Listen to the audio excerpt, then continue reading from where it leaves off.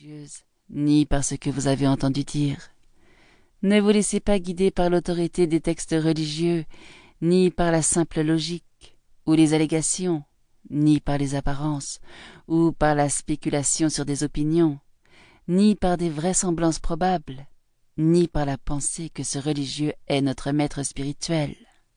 Cependant, ô Kalama, lorsque vous savez vous-même que certaines choses sont défavorables, que telles choses blâmables sont condamnées par les sages, et que, lorsqu'on les met en pratique, ces choses conduisent au mal et au malheur, abandonnez-les.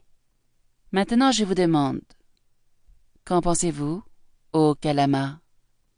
Lorsque l'avidité apparaît chez quelqu'un, cette avidité apparaît-elle pour le bien de cet individu ou pour son mal?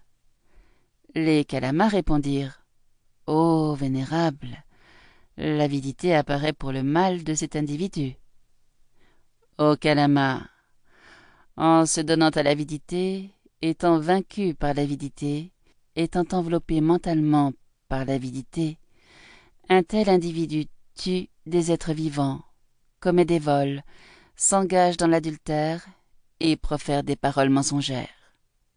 Il pousse un autre à accomplir aussi de tels actes. De tels actes entraînent-ils son mal et son malheur pendant longtemps? Certainement oui, ô vénérable. Qu'en pensez-vous, ô Kalama, lorsque la haine apparaît chez quelqu'un?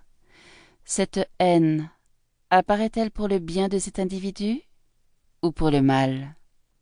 Ô vénérable, la haine apparaît pour le mal de cet individu.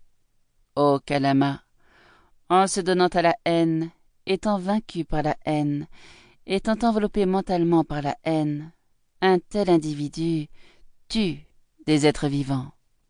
Il pousse un autre à accomplir aussi de tels actes. De tels actes entraînent-ils son mal et son malheur pendant longtemps? Certainement oui, ô vénérable. Qu'en pensez-vous, ô Kalama, lorsque l'illusion apparaît chez quelqu'un? Cette illusion apparaît-elle pour le bien-être de cet individu ou pour son mal?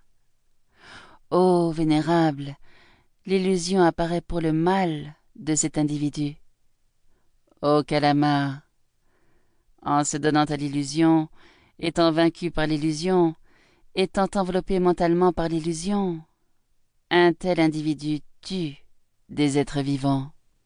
Il pousse un autre à accomplir aussi de tels actes.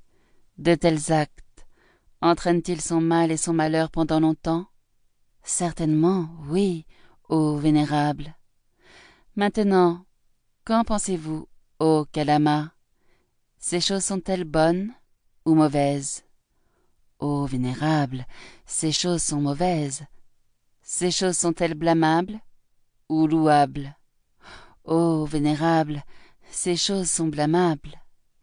Est-ce que ces choses sont censurées ou pratiquées par les sages? Ô vénérable, ces choses sont censurées par les sages. Qu'en pensez-vous, ô Kalama?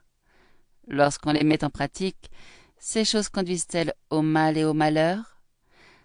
Lorsqu'on les met en pratique, ô vénérable, ces choses conduisent au mal et au malheur. C'est ce qui est généralement accepté. C'est ce que nous en pensons. Le bienheureux dit, « C'est pourquoi, ô Kalama, nous avons déjà dit, il est juste pour vous, ô Kalama, d'avoir un doute et d'être dans la perplexité. Car le doute est né chez vous à propos d'une matière qui est douteuse. Venez, ô Kalama, ne vous laissez pas guider par des rapports, ni par la tradition religieuse, ni par la pensée que ce religieux est notre maître spirituel.